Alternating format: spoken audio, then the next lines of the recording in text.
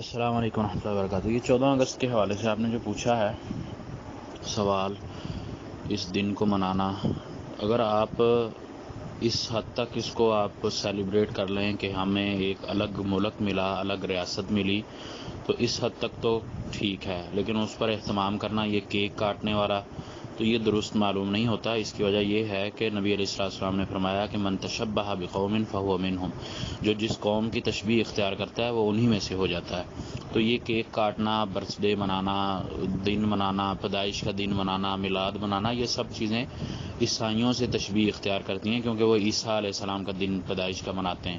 تو اس وجہ سے عیسائیت سے تشبیہ ہونے کی وجہ سے جو غیر مسلم ہیں، مذہب اسلام کو قبول کرنے والے نہیں ہیں، تو ان کا جو عمل ہم کریں گے تو پھر انہی میں سے ہو جائیں گے، پھر ہم شریعت اسلام پر پابندی نہیں رکھ سکتے، اس پر عمل پیرا ہونے والے نہیں ہوں گے ہم۔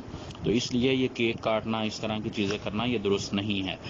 پھر آپ اس چیز پر توجہ دیں کہ جو ہم نے الگ ملک حاصل کیا، الگ ریاست حاصل کی، اللہ نے یہ ہمیں ملک دیا، آزادی دی، ہمیں کس چیز سے آزادی ہم نے حاصل کی، ہمیں اللہ نے کس چیز سے آزادی دی، ہمارے مقصد کیا تھا، ہمارا مفہوم کیا تھا، ہمارے اہداف کیا تھے، کیا ہم اس طرف چلے ہیں؟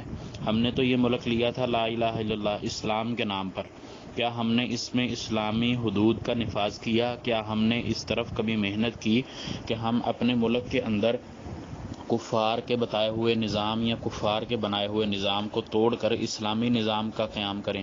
کیا کبھی اس طرف ہم نے کوشش کی؟ کیونکہ ملک پاکستان کے اندر جمہوریت ہے، اور جمہوریت تو اسلام کا نظام ہے ہی نہیں ہے، یہ کفر کا نظام ہے۔ پھر کیا حدود اللہ کا نفاذ اس میں موجود ہے؟ آپ اپنی عدالتوں کی طرف دیکھ لیں، پولیس اسٹیشن کی طرف دیکھ لیں، اپنے سسٹم کی طرف دیکھ لیں، تو یہ اسلام کے بالکل منافی ہے۔ تو دن منانے کا حق تو ہمیں تب ہو کہ ہم اسلام کی طرف اس ملک کو لے جانے والے ہوں، ہم نے اپنے جسم کے اوپر اسلام کا نفاذ کیا ہو، اپنے گھر میں اسلام کا نفاذ کیا ہو، گھر سے پھر ہمسایوں میں کیا ہو، ہمسایوں سے پھر محلے میں کیا ہو، محلوں سے پھر ہم نے بستی میں، گاؤں میں، شہر میں، اور پھر اس طرح آہستہ آہستہ پوری ریاست میں ہم نے اسلام قائم کرنے کی کوشش کی ہو۔ اس طرح تو ہم نے کبھی ایک منٹ بھی یہ جستجو نہیں کی، یہ کوشش نہیں کی، یہ اللہ گواہ ہے، ہر کسی کا یہی معاملہ ہے۔ اسلام کی تعلیمات سے ایسے ہی بھاگتے ہیں ہمیں دنیاوی خواہشات عزیز ہو چکی ہیں، جس کی وجہ سے ہم ان فتنوں اور فساد کے اندر پھنس چکے ہیں۔ تو اس لیے اس چیز پر غور و فکر کرنا چاہیے۔ باقی کیک کاٹنا یہ شریعت اجازت نہیں دیتی۔ اسی طرح آپ کوئی ترانہ، کوئی نظم ایسی جس کے اندر شرکیہ الفاظ نہ ہوں، وہ آپ پڑھ سکتے ہیں، اور اسی طرح اس کے اندر میوزک نہ ہو۔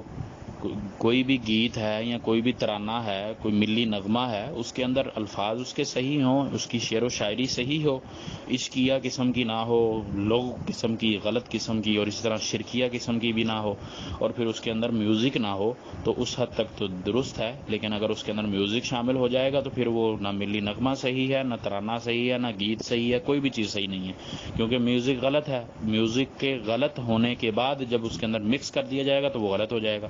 اگر وہ مکس نہیں ہے، الگ رکھتا ہے، اس پر کوئی وہ شعر لکھتا ہے، کوئی اشعار پڑھتا ہے کوئی بھی، تو وہ اس میں کوئی حرج والی بات معلوم نہیں ہوتی۔